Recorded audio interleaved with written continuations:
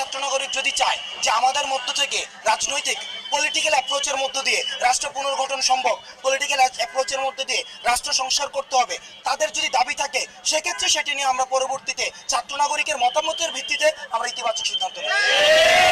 দেখুন, আমাদের এই যে বৈষম্য বিরোধী ছাত্র আন্দোলনের যে ব্যানারটি রয়েছে, এই ব্যানারটির আন্ডারে যতগুলো কর্মসূচি পালন করা হয়েছে সবগুলো কর্মসূচি কিন্তু ছাত্র নাগরিকের চাহিদার ভিত্তিতে দেওয়া হয়েছে। আমরা দেখেছি আমাদের যে বাংলা ব্লকেট কার্যক্রম, শাটডাউন কার্যক্রম, আমরা দেখেছি যে রিমেম্বারিং দ্য হিরোজ কার্যক্রম, মার্চ ফর জাস্টিস কার্যক্রম, যত ধরনের কার্যক্রম, পরবর্তীতে আমাদের 1 পয়েন্ট মুভমেন্ট, স্বৈরাচার পতনের যে আন্দোলন, সেটি কিন্তু দেখা গিয়েছে কি লং মার্চ যেটি ছিল 5ই অগাস্ট, এই লং মার্চ এগুলি কিন্তু ছাত্রদের, নাগরিকদের, সমাজের সব ক্লাসের মানুষের চাহিদার ভিত্তিতে কিন্তু দেওয়া হয়েছিল। অর্থাৎ সেই জায়গায় আমরা সমন্বয়ক যারা রয়েছি, আমরা সমন্বয়কটা শুধুমাত্র সমন্বয় করেছি।